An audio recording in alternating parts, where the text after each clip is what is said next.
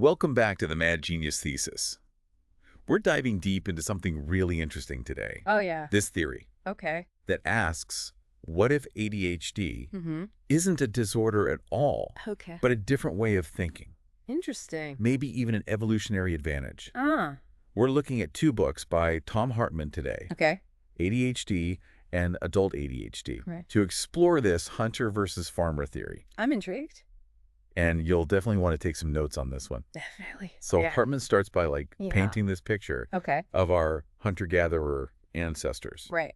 the hunters. Yeah. They had to be so aware of everything around them, Makes sense. constantly scanning their environment for any threats or opportunities. Yeah. You know, imagine living in a world Mhm. where your survival depends on spotting that subtle rustle in the bushes, Right. or like instantly shifting your attention Okay. to track a new animal. He actually uses He does. a great analogy in the book. Oh, yeah. What's that? He says, Yeah. think about a wild animal Okay.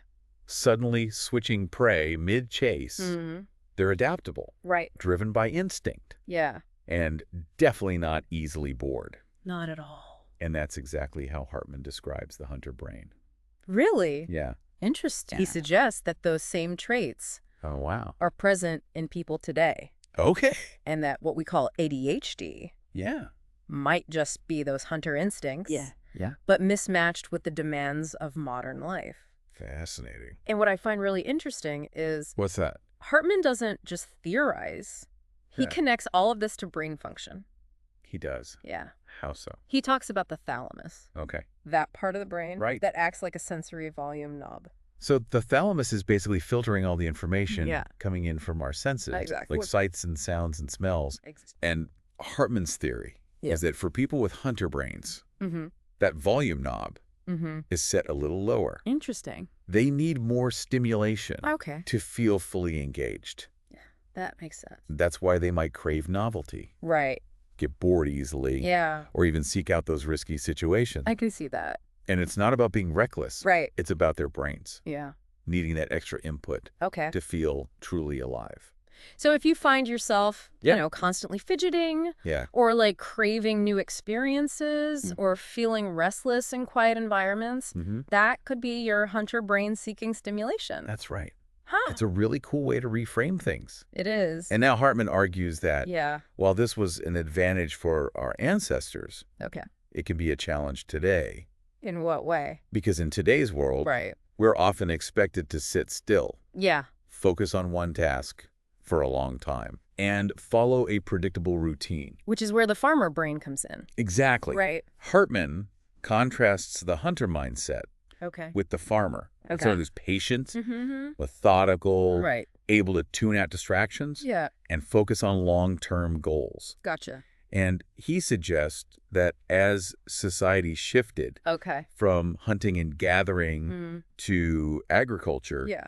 those farmer traits Mm-hmm. became more highly valued. So it's not that one is better than the other. Right. But our modern world, Yeah. with all of its emphasis on structure and routine, Yeah, often favors those with a farmer mindset. exactly. And that can create a real sense of mismatch. It does. Some people with hunter brains, like Yeah. they're constantly being told Yeah. they're doing something wrong, Mm. when really they're just wired differently. It's like trying to fit a square peg in a round hole. Exactly. And Hartmann argues that Yeah. this can have a significant impact on self-esteem, especially for kids who are always being told Yeah. they're not measuring up. Right. And this is where things get really interesting. Okay. Because Hartmann says Yeah. this constant feeling of not fitting in Right. can lead to self-medication, In what way? whether through risk-taking, substance use, Mm-hmm. or even constantly seeking out new relationships Oh, wow. as a way to recapture that feeling of Okay. intense engagement. I see. And it's not just about external stimulation. It's not. No. Okay. Hartmann dives into He does. how this hunter brain wiring Yeah. affects things like focus Right. and time perception. Interesting. Like, have you ever noticed, Have I? yeah, I don't know.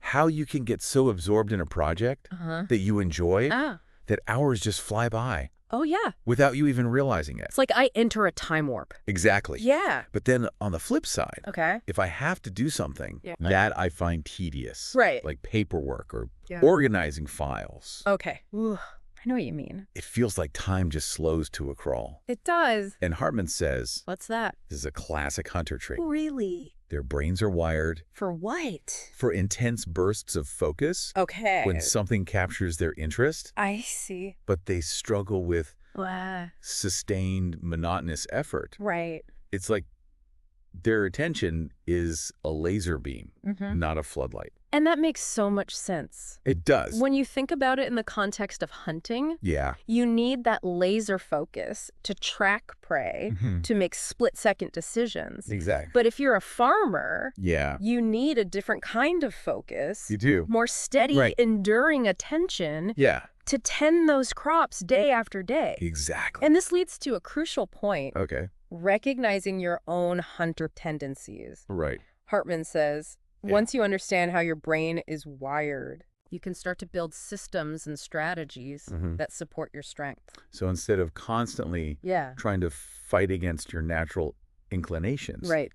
you can start to work with them. Exactly. And he offers a lot of practical advice in the book, Oh, he does. like creating distraction-free zones, Okay. breaking down large tasks into smaller mini-hunts, Uh-huh. and even scheduling time Okay. for novelty and exploration That's great. into your day. It is. So instead of feeling like your brain is working against you, Right. you can actually harness those unique strengths. I like that. It's a really empowering message. Yes. And it ties back to Yeah. the whole idea of neurodiversity. Yeah.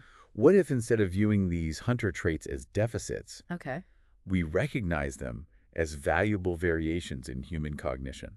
That's a great point. We've only just scratched the surface here, I know, right? but already it's clear that Hartmann's work offers a really compelling way to rethink our understanding of ADHD. It really does. And for anyone who's ever felt like a square peg in a round hole, Yeah, it's definitely worth exploring further. for sure. You know, one of the most fascinating things Hartmann points out Yeah. is that this hunter wiring Okay. might actually be a key ingredient in creativity. Oh, tell me more about that. Yeah. It's something we talk about a lot on the Mad Genius Thesis. Right. This idea that there might be a link Yeah. between what we call mental illness Okay. and creative potential. Well, Hartmann argues that a lot of the traits Okay. associated with ADHD, that hyperfocus, that ability to make unexpected connections, can be powerful assets Okay. in creative fields. Interesting. He points to historical figures Okay. like Thomas Edison, known for his boundless energy Right. and his tendency to jump between multiple projects. Right. Edison was famously quoted as saying, genius is 1% inspiration and 99% perspiration. Yeah. But for someone with a hunter brain, Okay. that 1% inspiration Yeah. might hit a lot harder. Right? Like they're constantly scanning the horizon for new ideas, making connections others might miss. Exactly. And it's not just inventors. It's not. Hartmann also mentions Benjamin Franklin. Oh, right. Writer, inventor, scientist, diplomat, Wow. a classic polymath who embodies that hunter restlessness.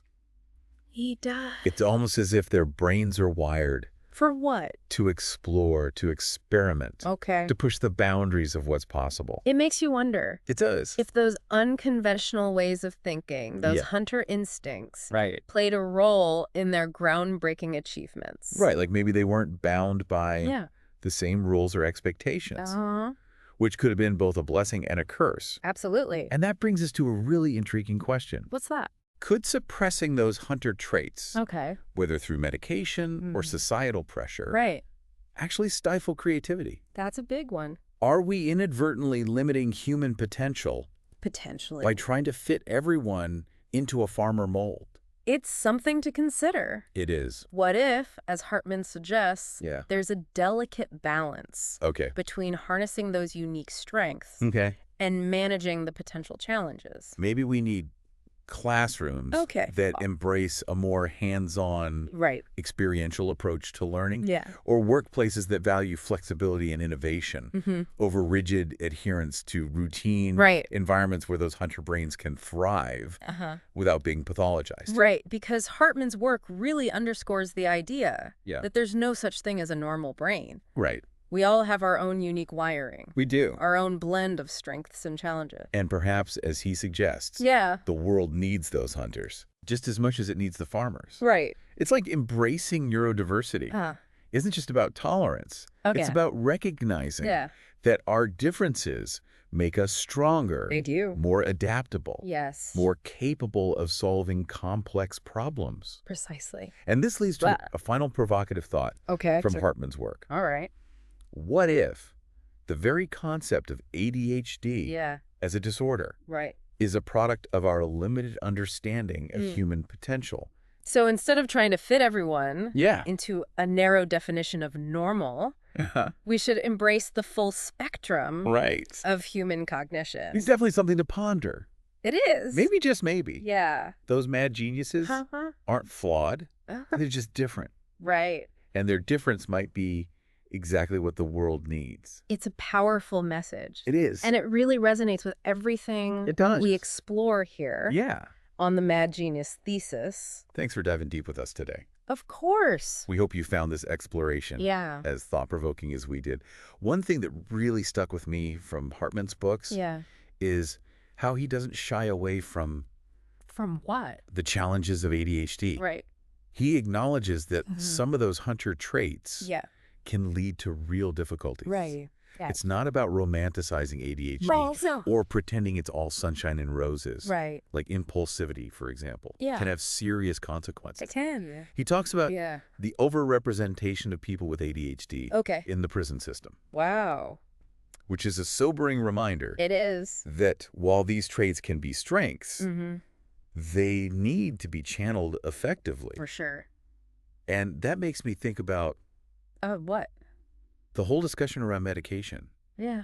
Hartmann seems to advocate for a balanced approach.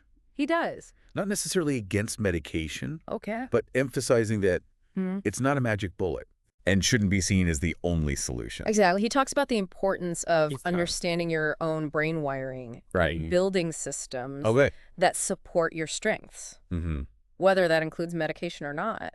So, for example, if you know you're easily distracted, creating a dedicated workspace free from external stimuli can be crucial. It can. He also talks about finding a career path that aligns with your natural inclinations. I see. So for those with a hunter mindset, that might mean seeking out roles that offer what kinds of things? Variety challenge, opportunities for creativity, rather than forcing themselves into a traditional farmer mold. It's about playing to your strengths, right? Exactly. And finding ways to work with your challenges, not against them. And he even gives some practical tips. He does? For managing impulsivity. Okay. Like intentionally delaying gratification. Right.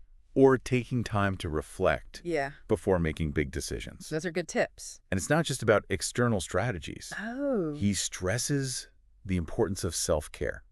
Okay. Things like getting enough sleep. Right. Eating healthy, finding ways to manage stress. It's all intertended. It is. He even addresses the whole sleep issue. Does he? Which I found really interesting. Oh, yeah? He talks about how the biphasic sleep pattern, where people naturally wake up in the middle of the night, was the norm throughout much of human history. Wait, biphasic sleep? Yeah. I'm not familiar with that. It's essentially the idea that instead of sleeping for 8 consecutive hours, people used to sleep in 2 shifts with a period of wakefulness in between. Interesting. And Hartmann suggests that this might actually be more natural. For who? For people with hunter brains, who often struggle with traditional sleep schedules. So maybe that middle of the night insomnia some people experience isn't a disorder, but a throwback to our ancestral sleep patterns. It's a possibility. It really highlights how what we consider normal is often just a product of what? Of cultural norms and expectations. That's such a crucial point. It is. So much of what we've talked about today I know, right, boils down to challenging those assumptions, those narrow definitions of what it means to be successful or functional. And ultimately, I think Hartmann's message is one of hope and empowerment. It is. It's about understanding yourself better, recognizing your unique strengths, and finding ways to thrive in a world that wasn't necessarily designed for your way of thinking. It's about embracing your inner mad genius. So to speak. And on that note, we'd like to thank you for joining us. Of course. For another deep dive into Thom Hartmann's work. Absolutely. We hope you found it insightful and thought-provoking. Me too. Until next time. Yeah. Keep those hunter minds engaged and keep questioning the status quo.